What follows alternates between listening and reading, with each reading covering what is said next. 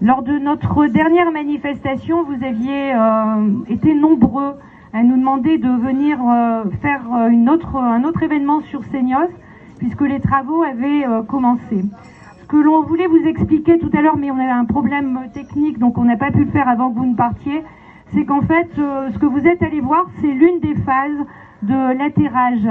L'atterrage, il va y avoir 2 chambres d'atterrage qui va être construite ici sous nos pieds, sur ce parking-là, et qui va permettre donc de relier le câble sous-marin au câble souterrain. Ces 2 chambres d'atterrage vont faire 20 mètres de longueur sur à peu près 3 mètres de large. Alors bien sûr, RTE vous dit ne vous inquiétez pas, ce sera enterré, on ne le verra pas, mais ce qu'on ne voit pas, a priori, ce n'est ni dangereux ni gênant, et ça n'abîme absolument pas l'environnement. Ce que vous êtes allé voir là-bas, donc à l'arrière d'une, c'est ce qu'on appelle le puits intermédiaire. Ce puits fait 15 mètres de diamètre et 20 mètres de profondeur. Vous avez probablement vu une foreuse, et le long du grillage, il y avait ce qu'on appelle des fers à béton qui étaient circulaires et qui servent en fait à créer des pieux, ce qu'on appelle des pieux sécants. C'est-à-dire que ce sont des pieux qui sont mis les uns à côté des autres, voilà, comme ceci, et qui vont provoquer donc une étanchéité sur 20 mètres de profondeur.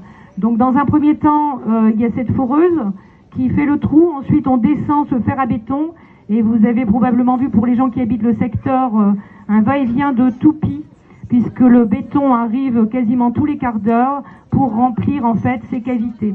Lorsque ces cavités seront terminées, RTE va excaver en fait ce puits, c'est-à-dire retirer tout ce qu'il y a à l'intérieur, pour pouvoir y déposer ce que l'on appelle un micro-tunnelier. Alors micro, on s'imagine à quelque chose de très petit. Sachez que ça fait au minimum 3 mètres de diamètre. Ça va permettre de forer, donc il va falloir forer 2 tunnels, puisqu'on est sur 2 lignes.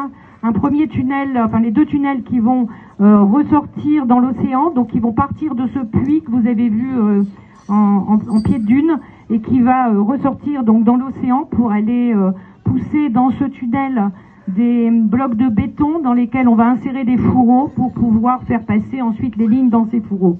De ce puits, en fait, intermédiaire, vous allez avoir un deuxième puits qui va être un puits rectangulaire qui va être créé sur cette zone-là derrière l'ébène de la mairie, qui va faire à peu près 10 mètres de profondeur, 20 mètres de largeur et 4 ou 5 mètres 20 mètres de longueur, 4 ou 5 mètres de largeur.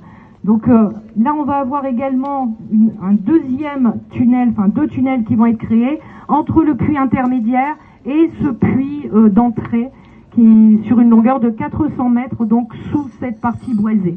Et ensuite, ça va revenir systématiquement sur cette chambre d'atterrage pour pouvoir partir après sur le tracé terrestre. Voilà ce qu'on voulait surtout vous expliquer. On voulait aussi vous expliquer au niveau des recours, puisque la dernière fois, lorsque nous nous étions vus, nous vous avions annoncé avoir déposé le recours concernant la déclaration d'utilité publique. Donc il faut savoir que ce premier recours, nous avions une date butoir au 29 septembre. Il a donc été déposé juste avant, le 28 septembre, avec également la mairie de Seignos, mais ça nous en avions déjà discuté. Et nous devons déposer maintenant contre l'autorisation environnementale un deuxième recours qui va se passer également au Conseil d'État et qui va être déposé donc par nos avocats en corrélation également avec l'avocat de la ville de Seignos jeudi ou vendredi je crois.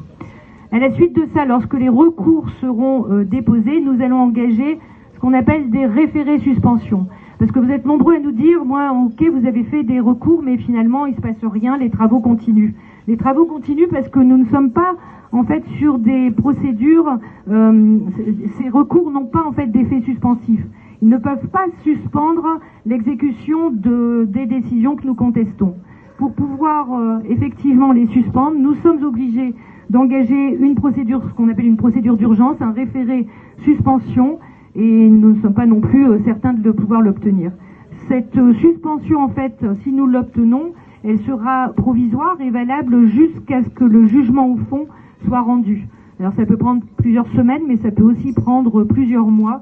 Alors c'est la raison pour laquelle nous allons engager probablement pas la semaine qui arrive, puisque ce sera le dépôt du référé contre l'autorisation environnementale, mais la semaine suivante, les référés suspension pour demander la suspension de ces autorisations. Le jugement au fond en ce qui concerne le Conseil d'État, il faut savoir que c'est une décision qui est contraignante, c'est-à-dire qu'il ne fera l'objet d'aucun recours. On n'a pas deux solutions. On aura une réponse à l'issue de ces deux recours que nous avons faits, qui s'imposera à RTE ou qui s'imposera aux associations environnementales. Si malheureusement le tribunal refuse d'annuler cette autorisation, nous n'avons aucun autre moyen pour nous battre. Ça, faut bien le comprendre. Bon, on est vraiment sur une procédure unique, on va dire, ce qui les arrange de toute façon. Donc vous comprenez qu'on a quand même pris le temps de pouvoir